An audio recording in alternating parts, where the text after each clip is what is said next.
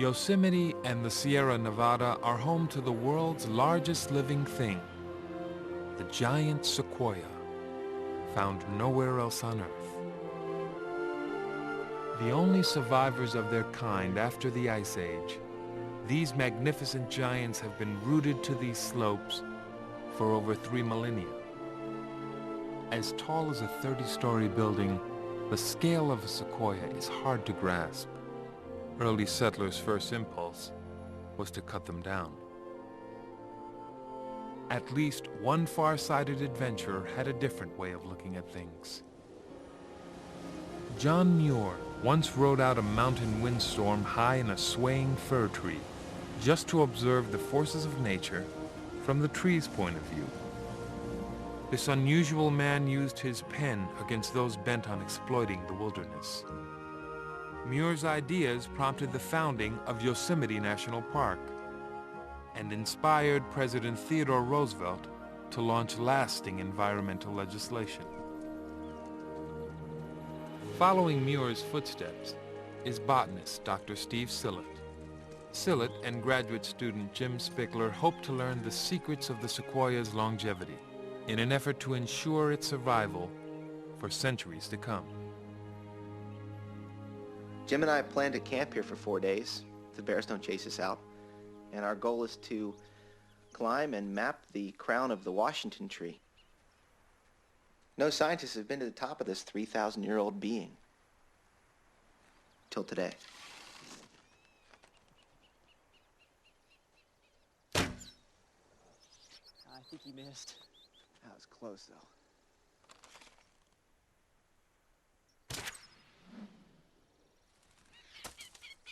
You fire a rubber-tipped arrow over a sturdy branch as high in the crown as possible. Get the arrow over the branch, you drop it to the ground and tie on a 1/8-inch nylon cord, reel that in, and then you use that cord to pull over the climbing rope.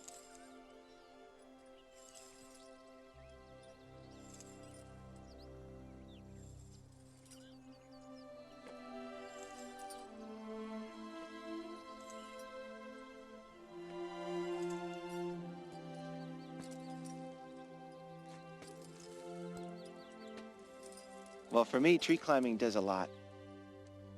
It's my main form of intellectual activity. I mean, it's where I do my science. It's also a source of spiritual renewal when I get into the old-growth canopy and see the world from up there. And it's great physical exercise. I mean, it does just about everything but the emotional side of life.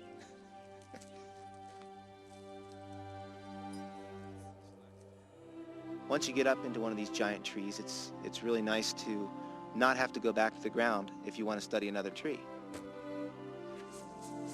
So we rig these traverses up as a way of quickly going across.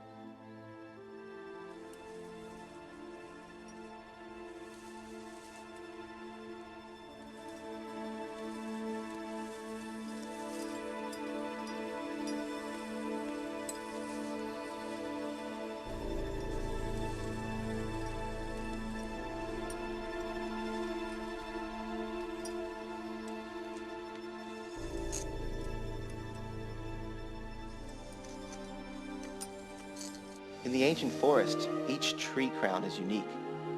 So I was very excited to find out what was going on in the crown of this giant tree. And I climbed around the one side of the trunk and saw this vast pit opening up. So I got the rope set to the top of the tree and threw the rope into the pit.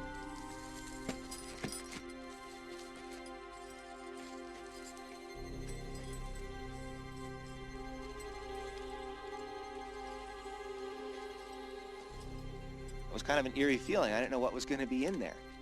We've seen spiders, beetles, millipedes, bats, whatever. A lot of these trees have been hollowed out by fire, but this was something different. I mean, here was a pit opening up into the heart of the tree with no entry point from below.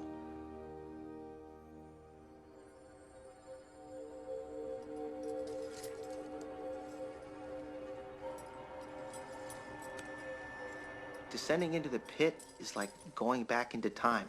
The deeper you go, the older it gets. 100 feet down, you're touching wood that was growing when the pyramids were being built.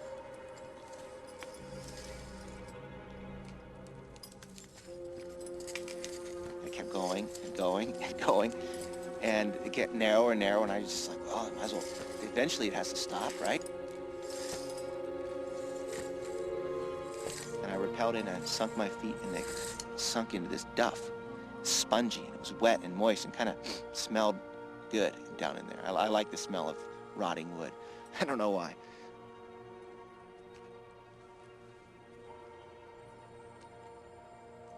Then I turned the headlamp off and looked up. And the light, the hole, is tiny. And you're 120 feet down in this pit in the heart of the second biggest tree on the planet. Oh, it was awesome.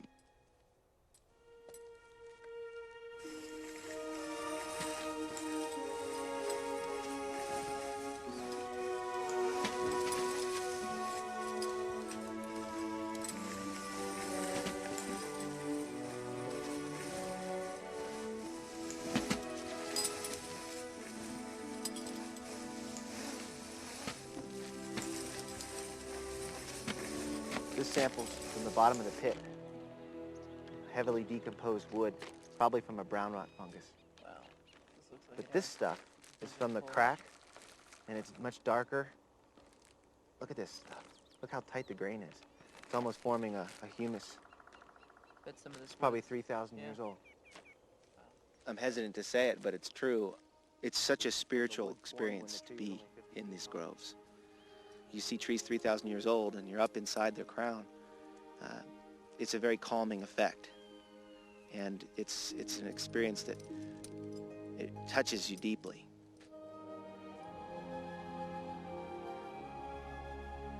I think it needs to be made clear that the ancient sequoia trees are sacred. It's a sacred resource, and the best we can do is be stewards of their habitat.